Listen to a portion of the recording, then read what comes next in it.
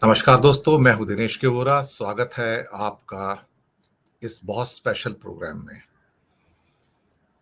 एक ऐसा प्रोग्राम जो शायद आपने मीडिया के अंदर पहले कभी नहीं देखा, ना कभी सुना, ना मेन मीडिया के अंदर, ना सोशल मीडिया में, और हो सकता है बहुत रेयरली आपको प्रिंट मीडिया में भी मिले।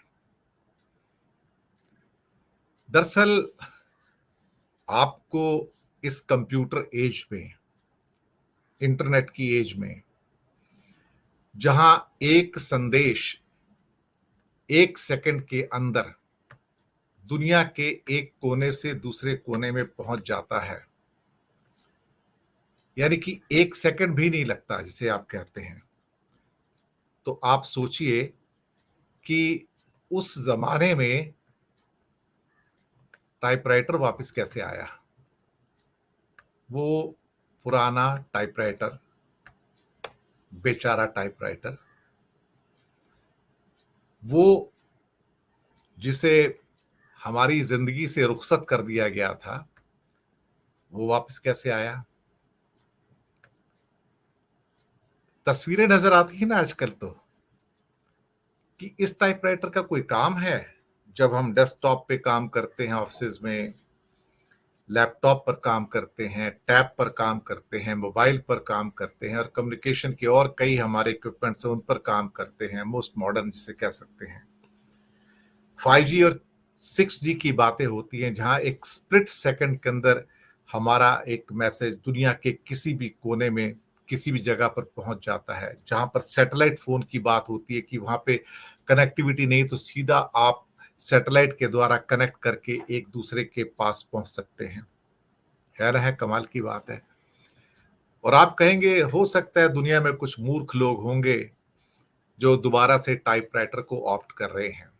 हो सकता है कि कुछ मूर्ख लोग होंगे। कुछ लोग कहेंगे हो सकता है कि एक नॉस्टैल्जिक वैल्यू है, यानी कि वो पुरानी चीजें जिसको आप कहते हैं कि शायद म्यूजियम जो बना लेते हैं कि हाँ देखो इस किस्म की चीजें हुआ करती थी, या पुराने किस्म के जैसे बटन फोन्स होते हैं वो भी आजकल कई बार लोग उसको एज ए मेमेंटो रख लेते हैं। पर कहीं ना कहीं कुछ ना कुछ तो दुनिया में ऐसा हो रहा है जो पहले कभी नहीं हुआ। ये टाइपराइटर वापस जिंदगी में क्यों आ गए हैं, क्या कारण है इनका।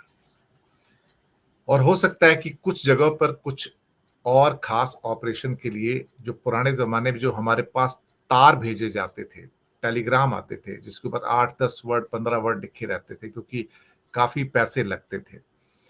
और दुनिया में वो तार का जो माध्यम था वो इतना तेज हो गया था कि बाद में उसको बीच में है वर्ल्ड वार 2 के अंदर तो इंटरसेप्ट भी कर लिया जाता था। एक दूसरी मैकेनिज्म जो डेवलप हो गई थी, तो वो टेलीग्राम के लिए जो एक टिक टिक की मशीन रेलवे स्टेशनों पर भी पुराने जमाने में हर स्टेशन पर होती थी, पोस्ट ऑफिस में सब जगह हुआ करती थी।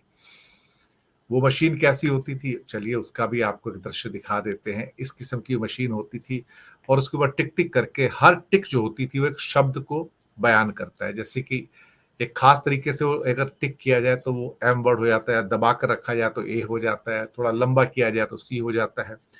ये एक आर्ट थी ये। तो अल्टीमेटली अब सवाल ये पैदा होता है कि यहाँ पर कि टाइपराइटर वापस क्यों आता है। और शायद हो सकता है कई जगह टिक टिक वाली मशीनें भी, लेकिन इसमें अभी इंटरसेप्शन का खतरा अभी भी रहता है कि कुछ लोग इसको इंटरसेप्ट कर सकते हैं। लेकिन टाइपराइटर इंटरनेशनल की सीक्रेट ऑपरेशंस और डील्स में वापस क्यों आया। आपको सुन के लगा होगा कि लोगों ने झाड़ पोंछ के ऊपर से पुराने पड़े हुए टाइपराइटर उतारे। जी नहीं, बिल्कुल पुराने नहीं है, ब्रांड न्यू टाइपराइटर्स हैं, और मार्केट में अभी भी अवेलेबल है। आप जाएंगे तो बड़ी बड़ी ई कॉमर्स की साइट पे आपको दुनिया के अंदर टाइपराइटर मिल जाएंगे आज भी। खैर, इलेक्ट्रॉनिक टाइपराइटर भी आते हैं, लेकिन मैं मैनुअल टाइपराइटर की बात कर रहा हूँ। मैं सिर्फ और सिर्फ मैनुअल टाइपराइटर की बात कर रहा हूँ, जिसमें कोई कहीं से किसी किस्म का कोई कनेक्शन नहीं है, इवन बिजली का कनेक्शन भी नहीं है। तो अब सवाल ये पैदा होता है कि इसकी जरूरत कैसे आन पड़ी। पिछले कुछ वर्षों में सबसे पहले जो चीज हुई है वो है हैकिंग, यानी कि इंटरनेट की मदद से किसी की भी साइट को हैक किया जा सकता है, किसी के भी मैसेज को इंटरसेप्ट किया जा सकता है, किसी के भी सीक्रेट जो ईमेल्स हैं उनको इंटरसेप्ट किया जा सकता है, पूरी की पूरी वेबसाइट को इंटरसेप्ट करके हैक किया जा सकता है। और जो गंभीर किस्म के जो मैसेजेस होते हैं, संदेश होते हैं जो एक देश से दूसरे देश पे जा रहे हैं, उनको इंटरसेप्ट किया जा सकता है। वो एक सबूत के तौर पर उनके पास आ जाते हैं, क्योंकि वहां पर संदेश भेजने का समय, संदेश रिसीव करने का समय सेकंड्स के अंदर लिखा आ जाता है। तो हर चीज साक्ष्य के रूप में, एविडेंस के रूप में आपके सामने आ जाती है। अगर सपोज करो कि किसी को सरकार में अपना काम करवाना है और कोई बहुत बड़ा धनपति है, तो वो आपको क्या लगता है कि वो ये मोबाइल का इस्तेमाल करेगा? नहीं, वो इस मोबाइल का इस्तेमाल नहीं करेगा आज की डेट में, क्योंकि मोबाइल से बात करेगा तो बात रिकॉर्ड हो जाएगी, कहीं ना कहीं वो उसको इंटरसेप्शन किया जा सकता है। पेगासस का खतरा है। आपको मालूम है जासूसी के कितने स्पाईवेयर्स हैं, और ये स्पाईवेयर हर जगह है, किसी की बातचीत को रिकॉर्ड किया जा सकता है। तो टेलीफोन से बात करना खतरनाक है। इवन टेलीफोन के अंदर जो आपके मैसेज आ रहे हैं व्हाट्सएप के ऊपर या एसएमएस के द्वारा, या फिर किसी और टेलीग्राम या वाइबर के द्वारा, या किसी और सोशल मीडिया ऐसी साइट के द्वारा, उनको भी इंटरसेप्ट किया जा सकता है। तो आपका कोई भी संदेश जो है इस समय खतरे से खाली नहीं है। अगर आपको लगता है कि मुझे एक बहुत सीक्रेट मैसेज किसी तक पहुंचाना है, तो उसको कैसे पहुंचाया जाए। अब यहाँ पर दो इशू लेते हैं हम यहाँ पर, कि कहाँ पर ये चीजें प्रैक्टिस में आ रही हैं, जो कि secret, domestic and international secret operations and deals हैं। नंबर एक, सबसे पहले जो बहुत सीक्रेट किस्म की जो मैसेजेस होते हैं, वो एम्बेसीज अपने देश के विदेश विभाग को भेजती हैं, जिसे डिप्लोमेटिक मेल कहा जाता है। कुछ नॉर्मल टाइप के जो मैसेजेस होते हैं वो तो मेल से भेज दिए जाते हैं, तो वो उनके मेल भी थोड़े प्रोटेक्टेड किस्म के होते हैं। लेकिन जब बहुत सीक्रेट किस्म के मैसेज होते हैं, तब मेल को भी अवॉइड कर दिया जाता है वहां पर। तो जब मेल को अवॉइड कर दिया जाता है, तो संदेश फिर कैसे जाएगा? तो उसके लिए संदेश वाहक होते हैं, यानी कि एम्बेसी के अंदर फिर वो व्यक्ति होते हैं जो उस संदेश को एक क्लोज कवर के अंदर खुद लेके जाते हैं। वो खुद लेके जाते हैं, नाम होता है डिप्लोमेटिक मेल। तो उसको खुद लेके जाते हैं, उसको डिप्लोमेटिक मेल के बॉक्स में भी नहीं डाला जाता है। डिप्लोमेटिक मेल के बॉक्स में कुछ नॉर्मल किस्म की मेल्स होती हैं। अगर बहुत सीक्रेट किस्म की कोई मैसेजेस हैं, तो फिर आप एक बात को समझ लिए कि उसको एम्बेसी के किसी एक कोने में, एक कमरे के अंदर, वहां पर टाइपराइटर रखे हुए हैं और वो टाइप किया जाता है। उसके लिए कोई टाइपिस्ट नहीं रखा जाता है। जिस व्यक्ति ने मैसेज भेजना है वो खुद उसको टाइप करता है, उसकी एक कॉपी रखता है, उसके बीच में कार्बन पेपर होता है। वो कॉपी साथ वाली रिकॉर्ड के लिए एम्बेसी में रख ली जाती है कि ये मैसेज हमने भेजा है। ऊपर डेट और टाइम भी लिख लिया जाता है। तब वहां लिखना पड़ता है, क्योंकि टाइपराइटर में कुछ चीज ऑटोमेटिक नहीं आती है और वो किसी से कॉपी नहीं किया जा सकता। और फिर उसके अंदर जो यूज करने के बाद जो उसका कार्बन है, उसको फाड़ा नहीं जाता है, जला दिया जाता है। क्या किया जाता है? जला दिया जाता है। या फिर श्रेडर के अंदर इतने टुकड़े कर दिए जाते हैं कि जो एक कार्बन पेपर के हजारों टुकड़े होते हैं कि उसको कभी असेंबल ना किया जा सके। लेकिन कई बार अगर बहुत गुप्त मैसेज है, तो फिर वो श्रेड भी नहीं किया जाता, उसको जला दिया जाता है वहां पर। तो सारे के सारे वो क्या कहते हैं कि जो उसके सबूत है मिटा दिए जाते हैं। बल्कि यहाँ तक ध्यान रखा जाता है कि जो उसका रोलर होता है, अगर आप कभी नोट करें तो टाइपराइटर के ऊपर एक रोलर होता है। उस रोलर के ऊपर जब आप टिक करते हैं, तो वहां पे भी एक छोटा सा एक मार्क आ जाता है कई बार। तो उसको भी प्रोटेक्ट करने की यहाँ पर चीजें होती हैं कि इस टाइप की वहां पर मटेरियल होना चाहिए कि वहां पर उसका प्रिंट ना आए। जो टिक करता है वहां पे बटन जाके लगता है वहां पर, तो वहां पर उसको टिक भी करे तो वहां पे उसका इम्प्रिंट ना छूट जाए। अब ये संदेश जो होता है एम्बेसी से, संदेश वाहक जो होता है खास, जो कि एम्बेसी का आदमी होता है, जो संदेश वाहक होता है उसको नहीं पता होता कि उसके अंदर क्या लिखा हुआ है। उसको वो दिया जाता है, उसको कहा जाता है कि ये आपको जाके मेरे देश के विदेश मंत्रालय को इस व्यक्ति को डिलीवर करना है, और खुद जाकर डिलीवर करना है। उसकी फ्लाइट बुक की जाएगी, उसकी टिकटें बुक की जाएंगी, वो वहां पे जाएगा, उस लिफाफे को बहुत दिल से लगा के रखेगा वो। इवन उसको वॉशरूम भी जाना है तो भी उसको सीट पे छोड़ के नहीं जाएगा, उसके साथ रहेगा वो। फिर वो वहां पे उतरेगा, अपने देश में जाएगा और वहां जाकर क्या कहते हैं कि उस संदेश को वहां पर दे देगा। लेकिन उस संदेश वाहक को नहीं पता कि उसके अंदर क्या लिखा हुआ है, क्योंकि वो एम्बेसडर या जो डेप्टी एम्बेसडर जो होते हैं, उनको पता होता है कि इसके अंदर क्या संदेश अपने देश को भेजा जा रहा है। और ये करीब करीब बहुत सारी दुनिया के एम्बेसीज ये करती है, मैं आपको पहले बता दूं। बहुत सारी एम्बेसीज ऐसी हैं जो हर हफ्ते या हर 15 दिन में या महीने में एक बार एक गेट टुगेदर करती हैं, जहाँ पर बहुत सारे लोगों को आमंत्रित किया जाता है। आमंत्रित करके वहाँ पर उनको शानदार पार्टी दी जाती है, और पार्टी में क्या होता है मुझे कुछ कहने की ज़रूरत नहीं है। उस पार्टी में फिर बहुत एम्बेसी के खास-खास 15-20 आदमी होते हैं। हर व्यक्ति 1 या 2 लोगों को एंगेज करता है उसमें। तो कोई भी व्यक्ति खाली नहीं रहता। आप पाएँगे अगर उसमें 20 पार्टी है तो वहाँ पर आपको कम से कम नहीं तो 10 से 15 लोग ऐसे मिलेंगे जो आपको एंगेज करते हैं, आपके साथ बैठते हैं, आपसे बात करते हैं, अलग-अलग विषयों के ऊपर आपकी राय जानने की कोशिश कर सकते हैं। और जो व्यक्ति आमंत्रित किए जाते हैं उनमें हो सकता है कुछ इंडस्ट्रियलिस्ट भी हों, हो सकता है उसमें कोई धनपति लोग हों, उसमें कुछ समाज के इन्फ्लुएंशियल लोग हो सकते हैं, उसके अंदर हो सकता है कि कोई सरकारी अधिकारी भी हो उसके अंदर। हो सकता है उसके अंदर कोई ऐसा व्यक्ति जिसको एम्बेसी समझती है कि वो मेरे लिए एक इन्फॉर्मेशन का सोर्स हो सकता है। तो वहाँ पर वो सारी की सारी चीज़ें जो उनके पास आती हैं, वो ऑलमोस्ट ऑलमोस्ट जो भी बातचीत होती है, उन सबको रिकॉर्ड कर लिया जाता है। आपको पता भी नहीं लगेगा कि आपके द्वारा कही हुई हर बात वहाँ पर रिकॉर्ड हो रही है। उस कहीं न कहीं कोई न कोई एक रिकॉर्डिंग इंस्ट्रूमेंट कहीं न कहीं गुप्त तरीके से चल रहा होता है, या फिर हो सकता है कि जो व्यक्ति आपसे बात कर रहा है उसकी जेब में एक पेन पड़ा हुआ है और वो पेन के अंदर रिकॉर्डर ऑन है और वो आपसे जो बात कर रहा है, इवन इनफॉर्मल जो बात कर रहा है वो भी रिकॉर्डिंग हो रही है। बहुत सारे लोगों को पता नहीं होता, बट एवरीथिंग इज़ रिकॉर्डेड। बाद में उसको फिर सुना जाता है किसने क्या कहा। अगर कोई ऐसा सेंसिटिव पॉइंट मिल जाता है तो उसको नोट कर लिया जाता है कि this is worth being transmitted to my foreign ministry, मेरे देश के अंदर। अब यहाँ पर ये सब चीज़ें होती हैं तो आप कहेंगे कि क्या वास्तव में ही ऐसा कुछ सीक्रेट चीज़ें होती हैं? बिल्कुल होती हैं।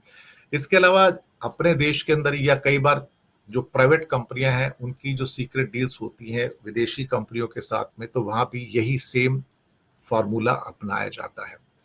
भारत के अंदर जो धनपति लोग हैं, मैं यहाँ पर किसी का नाम नहीं लूँगा। भारत के अंदर भी जो धनपति लोग होते हैं, आजकल जब उनको बजट के अंदर या कोई बहुत महत्वपूर्ण सूचना सरकारी कॉरिडोर्स में पहुँचानी होती है, किसी बड़े उच्च पद पर बैठे हुए व्यक्ति तक पहुँचानी होती, तो वो मोबाइल का इस्तेमाल नहीं करता है, वो मेल भी नहीं करता है, वो एसएमएस भी नहीं करता है, वो अपने संदेश वाहक के द्वारा वो मैसेज भेजता है। और कई बार ऐसा होता है कि संदेश वाहक एक मैसेज लेके जाता है जो ओरल मैसेज होता है, लेकिन उसमें खतरा रहता है। खतरा ये रहता है कि एक दिन ऐसा आएगा, आज वो वफादार है तो कल को वो टूट गया, तो फिर जाके सब कुछ उगल देगा और आपके सीक्रेट्स बाहर आ जाएँगे। तो अक्सर आजकल संदेश वाहक ऐसे होते हैं जो एक मैसेज को वही टाइपराइटर के ऊपर टाइप करने के बाद, जो धनपतियों के एक गुप्त रूम के अंदर टाइपराइटर पड़े रहते हैं और जहाँ पे उनको खुद टाइप करते हैं। टाइप करने के बाद उसको क्लोज़ कवर में डालते हैं, अपने संदेश वाहक को कहेंगे आप जाइए इसको दे के आइए, क्योंकि उस आदमी को जिसको देना है उसका भी एक संदेश वाहक है। वो जाएँगे, उससे बात करके उस संदेश वाहक को क्लोज़ कवर दे देंगे, वो बाद में अपनी जगह पहुँच जाएगा, उसमें संदेश लिखा होता है आपको क्या करना है। यहाँ भी पद्धति वही है कि उस गुप्त रूप के अंदर जो मैसेज होता है टाइपराइटर के ऊपर आता है, टाइप किया जाता है, पर यहाँ शायद कॉपी भी नहीं रखी जाती उसकी, क्योंकि वो साक्ष्य एविडेंस हो सकता है और फिर उसको आगे भेज दिया जाता है, तो कार्बन का उपयोग भी नहीं किया जाता है। ये टाइपराइटर का उपयोग क्यों किया जाता है? क्या ये मैसेज हाथ से नहीं लिखा जा स हाथ से लिखा जाए तो हैंडराइटिंग पकड़ में आ सकती है। और बहुत बार ऐसा होता है कि टाइपराइटर के जो फ़ॉन्ट्स होते हैं, आजकल डिफरेंट फ़ॉन्ट्स मिलते हैं, तो उन फ़ॉन्ट्स को भी बार-बार बीच में चेंज कर दिया जाता है। कई किस्म के टाइपराइटर आते हैं, तो यहाँ भी एक वैरायटी रखने की कोशिश की जाती है। तो फिर अगर कोई कहे कि ये टाइपराइटर के ऊपर आया, तो हो सकता है दुनिया में तो ऐसे हज़ारों टाइपराइटर्स हैं इस टाइप के हैं। तो फिर वो इसको आइडेंटिफ़ाई करना बहुत मुश्किल है, क्योंकि कंप्यूटर में तो आइडेंटिफ़ाई करना बहुत आसान है, मोबाइल में आइडेंटिफ़ाई करना बहुत आसान है कि ये मैसेज ओरिजिनली कहाँ से चला था और कहाँ पहुँचा और कितने बजे चला था, कितने बजे पहुँचा, एक-एक सेकंड नोट हो जाता है। लेकिन टाइपराइटर से ये नोट नहीं होता बिल्कुल भी, और टाइपराइटर छुपा कर रखे जाते हैं, गुप्त रखे जाते हैं, वहाँ तक एक्सेसिबिलिटी होती नहीं किसी की, और कई बार उसको धनपति हमारे लोग बाहर रखवाते हैं और जब ज़रूरत होती है तो उसको फिर वहाँ पे मँगवा लिया जाता है, फिर उसको वापस भेज दिया जाता है किसी और गुप्त स्थान के ऊपर। तो जो साक्ष्य होते हैं वो मिटा दिए जाते हैं। तो इंटरनेशनल सीक्रेट डील्स और ऑपरेशन, चाहे वो एम्बेसी टू उनके अपने कंट्रीज की हों या फिर धनपतियों के द्वारा अपनी कुछ चेंजेस चाहिए तो किस ढंग से बड़े उच्च पदों पर बैठे हुए लोगों तक संदेश पहुंचाना हो, या किसी एक धनपति ने दूसरे धनपति को एक संदेश पहुंचाना हो तो कैसे पहुंचाएगा, this is the way how it is being done. और अक्सर यहाँ पर संदेश वाहकों को क्लोज कवर दिया जाता है, और उनसे कहा जाता है कि आप ये जाके बस डिलीवर कर दीजिएगा। संदेश वाहक को नहीं पता होता उसके अंदर क्या लिखा रहता है, लेकिन संदेश वाहक वो व्यक्ति होता है जो ट्रस्टवर्दी होता है उनका। एक आध घटना कभी ऐसी हो भी सकती है कि वो उसको खोल के देख ले कि इसके अंदर क्या हो रहा है और वो चीटिंग कर जाए, लेकिन फिर जब कोई इस तरह से चीटिंग करता है तो फिर वो अपनी जान पर खेल रहा है, मैं आपको पहले बता दूं। क्योंकि इस किस्म के फिर जो लोग होते हैं जो इस किस्म के संदेश भेजते हैं, वो बहुत ड्रास्टिक स्टेप्स भी ले सकते हैं और उसी किस्म के फिर वो कदम भी उठा सकते हैं कई बार।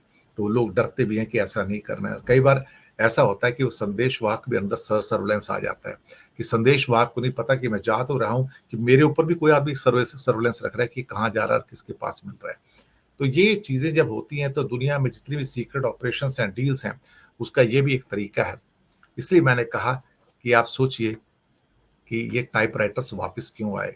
तो आपको बड़ा शॉकिंग लगेगा, लेकिन ये सच है कि typewriters are back right now for the huge number of so called domestic and international secret operations and deals. और कहीं ना कहीं आपको भी सुन के हैरानी होगी कि इस जमाने के अंदर, इंटरनेट के जमाने में, जी हाँ, क्योंकि इंटरनेट के जमाने में हर चीज ओपन है, पकड़ी जा सकती है, जासूसी की जा सकती है, लेकिन टाइपराइटर उससे बच जाता है। टाइपराइटर उससे बच जाता है। हालांकि जो दूसरा इंस्ट्रूमेंट है उसको फिर भी बीच में एक तार से जोड़कर कुछ करके इंटरसेप्ट किया जा सकता है इसका। उसका सेकेंड वर्ल्ड वॉर में काफी इंटरसेप्शन होते थे उसके अंदर, लेकिन आजकल ये किसी के पास है ही नहीं, और कभी ओकेजनली किसी को अगर भेजना हो तो वो इंटरसेप्ट नहीं होता। लेकिन जो दुनिया के कई देश होते हैं, जो बड़े देश हैं, वो इन चीज़ों को भी इंटरसेप्ट करने के लिए हमेशा तैयार रहते हैं कि अगर यहाँ से कोई संदेश आया तो भाई उसको पकड़ लो, उसको एक करके। ये दोनों चित्र हमने नेट से लिए हैं, और जिनसे लिए हैं उनका हम आभार भी प्रकट करेंगे कि उनका एजुकेशन के पर्पज से हमने इसका उपयोग किया है। तो उम्मीद है कि आपको हमारा प्रोग्राम ये पसंद आया होगा, और जो चीज़ हमने आज आप तक पहुंचाई है ये अनोखी ज़रूर है। हो सकता है बहुत सारे लोगों के लिए शॉकिंग हो, पर ये ट्रू है, सही बात है कि अंतर्राष्ट्रीय और डोमेस्टिक में जो सीक्रेट ऑपरेशंस होते हैं, जो डील्स होते हैं, उसके अंदर टाइपराइटर का रोल बहुत बड़ा है, और वो फिर से वापस आ गया है बिग वे में, क्योंकि बाकी सब नेट से कनेक्टेड है और वहां पर जासूसी होने के चांस बहुत ज्यादा है। शुक्रिया आपका, बहुत बहुत फीडबैक दीजिएगा। प्रोग्राम कैसे लग रहे हैं आपको?